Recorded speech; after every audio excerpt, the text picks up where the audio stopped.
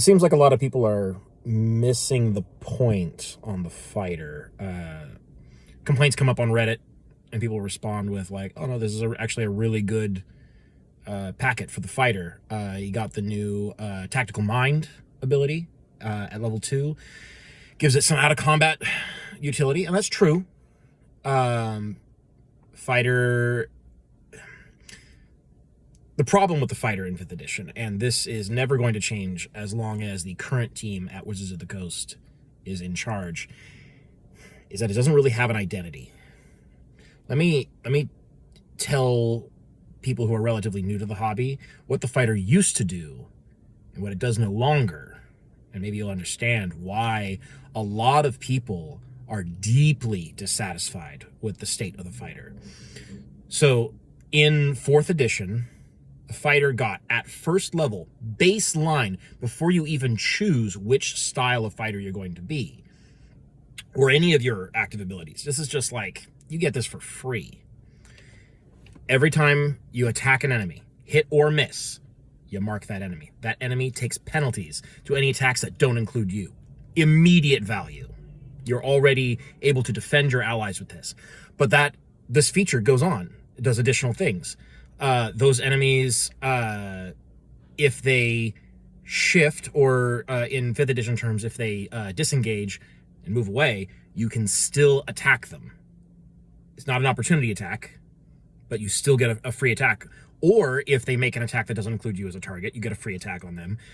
And opportunity attacks are triggered by leaving any space that is adjacent to you, not just moving away from you. So the fighter is way stickier. Everyone's actually a little bit stickier than they are in 5th edition, but the fighter's way stickier because if they have you marked, there's no way to avoid being attacked if you move at all or ignore the mark. Also, if they hit somebody with an opportunity attack, so if they don't shift, they're like, oh, I'm going to get attacked anyways. Let's not shift. Let's just get out of here. If they hit with an opportunity attack, you stop moving. That's it. So basically, the entire Sentinel feat, but better, was baseline fighter. That was a free feature all fighters got before you even get into the amazing potential of the fighters' powers and their, it wasn't called a subclass back in the day, but what is functionally their subclass, their fighting style. And the 5th edition fighter just can't stand up to that. There's nothing that the 5e fighter does that's that cool, that potent. And that was at first level, man. Characters in 4th edition were just fully developed, able to do their job right out the gate. 5th edition, you gotta wait till 3rd level before you even get a subclass. Come on. You're also incredibly fragile in early levels in 5th edition. Even the fighter is. One solid hit might do it. A crit almost certainly will. That's true for everybody. Now what does the fighter do? What does the fighter do in 5th edition? It bonks. And at 5th level, it gets to bonk twice. Which, by the way, is not even a real feature because cantrips scale at the same level and they don't even count as a class feature. So, I saw it said just today that the fighter's core mechanic is attacking multiple times. And I just want to remind people of what a fighter's core mechanic used to be, which was being useful to the party.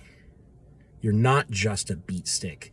You are a fierce defender of your allies.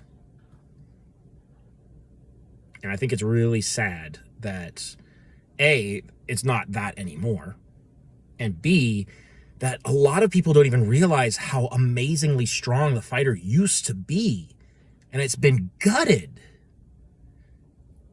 Second Wind is a joke of a feature, really. Extra attack is a non-feature because all casters get it for free. It doesn't even count as a feature for them. And armor proficiencies are so easy to get. Anyone, like, that's not a fighter feature, really.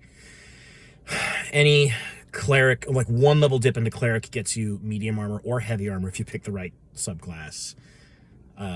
Free feats can do it. It's so easy to get. get armor proficiency.